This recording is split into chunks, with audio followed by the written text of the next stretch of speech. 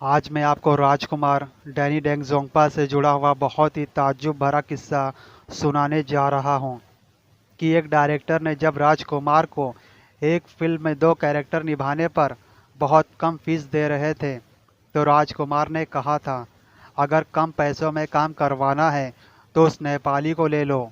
हम ना ही किसी पर एहसान करते हैं और ना ही एहसान लेते हैं। हम सिर्फ अपने काम की मुकम्मल फीस लेते हैं। आखिर कौन सी थी वो फिल्म जिस फिल्म में राजकुमार के दो कैरेक्टर थे लेकिन एक कैरेक्टर की फीस दी जा रही थी? और वो कौन डायरेक्टर था जिसने ऐसी हिमाकत की थी? और वो कौन सा एक्टर था जो दो कैरेक्टर निभाने पर कम फीस लिया करता था? तो चलिए इस दास्तान को हम डिटेल में जानते हैं। तो सुनते रहिए बॉलीवुड के दीवानों। मैं हूं आपका दोस्त सलमान। सुनाता हूं वो बातें जो छू ले आपका मन। तो चलिए शुरू करते हैं। मेरे दोस्तों, ये किस्सा है 1981 का, जब राजकुमार राजेश खन्ना, विनोद खन्ना और हेमा मालिनी के साथ एक सुपरहिट फिल्म में काम कर रहे थे जिसका नाम था कुदरत। इस फिल्म को बनाया था दिग्गज डायरेक्टर चेतन आनंद ने। इस फिल्म के प्रोड्यूसर थे बीएस खन्ना। जब डायरेक्टर चेतन आनंद ने राजकुमार को कुदरत फिल्म की स्क्रिप्ट सुनाई तो राजकुमार बेहद खुश हुए थे कि उन्हें एक बाप का रोल मिल रहा है तो दूसरा निगेटिव एक्टर का। तब राजकुमार ने उस फिल्म को साइन कर लिया था। लेकिन जब डायरेक्टर ने उन्हें रकम से भरा हुआ चेक दिया तो उस पर वही फीस लिखी हुई थी जो उस दौर में राजकुमार लेते थे। राजकुमार चेक लेने से इनकार कर देते हैं और डायरेक्टर से कहते हैं, जानी, इस फिल्म में भले ही मेरा एक कैरेक्टर पूरी फिल्म में है और दूसरा कैरेक्टर छोटा है, लेकिन मेरी फीस में 50% और ऐड होना चाहिए दो कैरेक्टर की अदाकारी के लिए। तब डायरेक्टर चेतन आनंद कहते हैं, राज साहब, प्रोड्यूसर ने हर एक के चेक में वही रकम लिखी है जो वो लोग आज के दौर में एक फिल्म में काम करने के लिए ले रहे हैं। इस बात पर राजकुमार रिप्लाई देते हैं, अगर कम पैसों में काम करवाना है तो अपने प्रोड्यूसर को बोलो नेपाली को ले ले, यानी डैनी डेंगजोंगपा को। वो कर लेंगे लेकिन हम नहीं। मेरे दोस्तों, मैं आपको ये भी बताना चाहूँगा कि राजकुमार ने डैनी का नाम क्यों लिया था। दरअसल राजकुमार ने डैनी के साथ में भी 1981 में एक फिल्म में काम किया था जिस फिल्म में डैनी का डबल रोल था। उस फिल्म का नाम था बुलंदी, जो 1981 में ही रिलीज़ हुई थी। उस वक्त राजकुमार बुलंदी फिल्म की शूटिंग भी कर रहे थे। उस फिल्म में डैनी हीरो के लीड रोल में नज़र आए थे तो दूसरी तरफ वो पिता के रोल में भी नज़र आए थे। तो उस फिल्म में भी राजकुमार दमदार रोल में थे।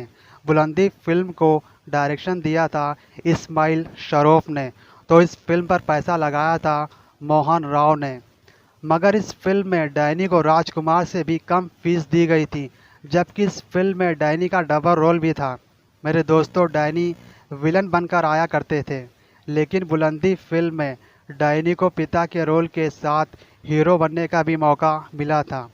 इसीलिए उन्होंने इस फिल्म में कम पैसों में काम किया था। मगर आप सोच रहे होंगे, आखिर कुदरत फिल्म और बुलंदी फिल्म का क्या लेना देना था जो राजकुमार डैनी का हवाला दे रहे थे डायरेक्टर को? तो उसके बारे में मैं आपको बताता हूँ, लेकिन यहाँ पर एक ज़बरदस्त शेर तो ज़रूर बनता है मेरे दोस्तों। तो चलिए इरशाद फरमाते हैं, पैसों की ज़रूरत हर किसी को होती है, लेकिन काम की ज़रूरत उसे होती है जो अपने हुनर को साबित करना चाहता हो। पैसों की ज़रूरत हर किसी को होती है, लेकिन काम की ज़रूरत उसे होती है जो अपने हुनर को साबित करना चाहता हो। राजकुमार अपने दमदार डायलॉग से पहचाने जाते थे तो डैनी अपने किरदार से जाने जाते थे। मेरे दोस्तों, जो कैरेक्टर डैनी ने बुलंदी फिल्म में निभाया था, अब वही कैरेक्टर राजकुमार भी निभाने जा रहे थे। इसीलिए उन्होंने डायरेक्टर से कहा था, अगर कम पैसों में काम करवाना है तो नेपाली को ले लो। वो दोनों कैरेक्टर इस फीस में कर देंगे। लेकिन डायरेक्टर चेतन आनंद डैनी को वो रोल नहीं देना चाहते थे, क्योंकि वो जानते थे कि कुदरत फिल्म में जो किरदार चौधरी जनक सिंह का है उस कैरेक्टर को सिर्फ राजकुमार ही प्ले कर सकते हैं। इसीलिए उन्होंने राजकुमार को ज़्यादा फीस देकर इस फिल्म में काम करने के लिए राज़ी कर लिया था।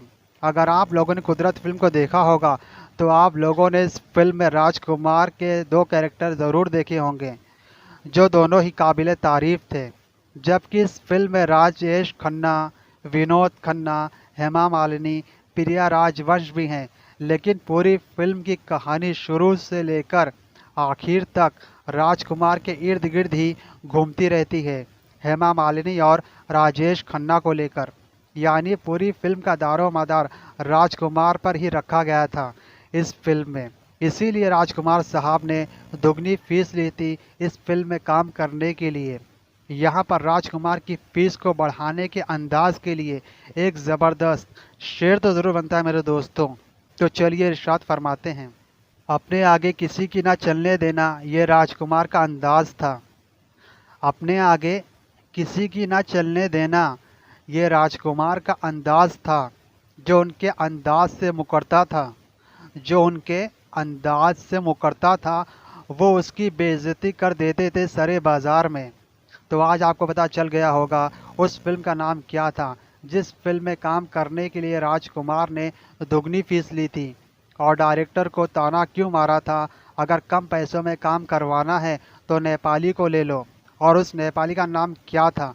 अगर आप भी बॉलीवुड के दीवाने हैं तो मुझे कमेंट बॉक्स में ज़रूर लिखना, राजकुमार अपनी जगह पर सही थे या फिर गलत थे। सुनते रहिए सुनता है सारा जहां। वीडियो को लाइक करना, चैनल को सब्सक्राइब करना बिल्कुल मत भूलना। ये जानकारी आपको अच्छी लगी या नहीं कमेंट बॉक्स में ज़रूर लिखना। हम फिर मिलेंगे।